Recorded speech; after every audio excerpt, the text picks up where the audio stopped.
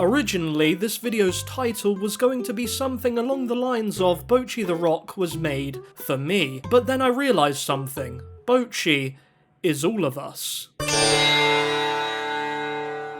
If you open your social network of choice, it's not uncommon to come across the opinion that Bocchi as a character portrays someone with social anxiety quite well. A little on the extreme side, no doubt. Nevertheless, she is someone that people clearly adore. Actually, this is a series that people can't get enough of. It held its weight in a season with Spy Family, Chainsaw Man, and Mob Psycho to still be considered one of the best anime of fall 2022, if not the year. Wow!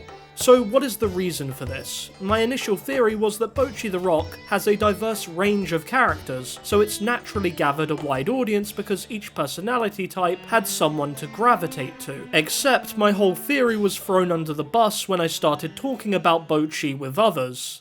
The love, interest, and care for Bocchi outweighed other characters in the series. Bocchi is an icon, not just for people who have social anxiety, but the world. It's estimated that 7% of Americans have social anxiety disorder, and this number is broadly similar across the planet. I wouldn't say this is something I suffer with, but I do have an internal mental conflict every time I join an unfamiliar Discord call.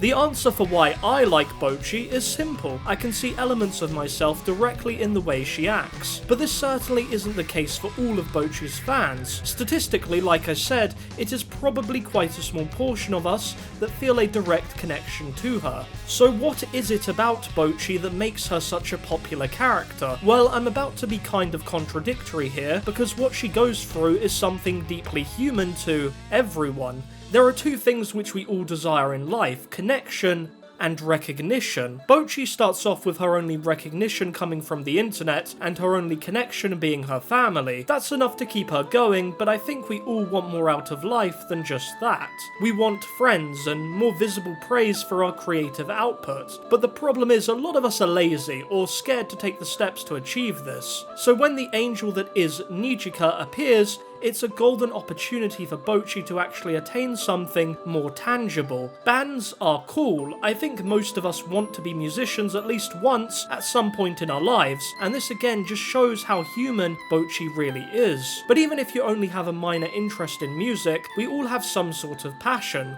What Bocchi wants is what all of us want, fundamentally speaking. I don't mean joining a band, but rather having a goal, a greater purpose. The way she acts is what makes her character interesting and unique, but what makes her so lovable is she is striving towards her desires. The series handles this at a realistic and human pace. We don't all suddenly change and become better versions of ourselves overnight. She struggles and gets back up again. That's the cycle we all have to fight as people.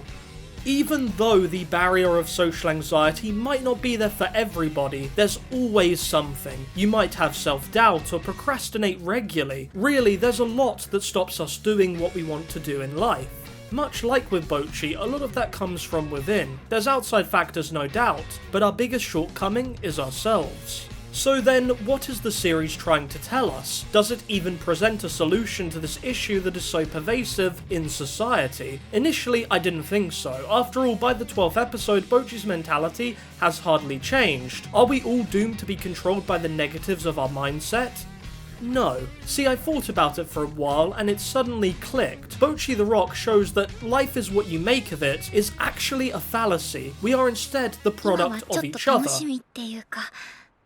それも北さんが養子を出してくれたからで、だから感謝してます。ありがとう。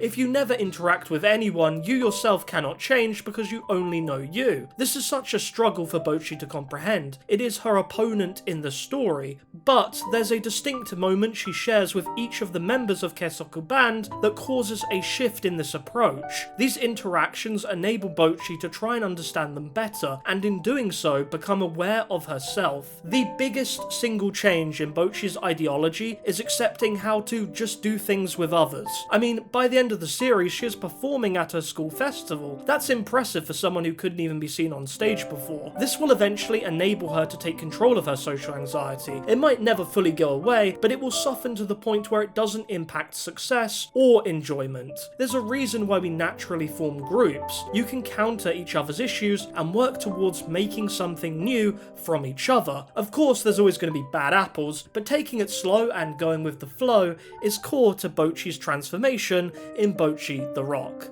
I've been Russ, and have a great night or day.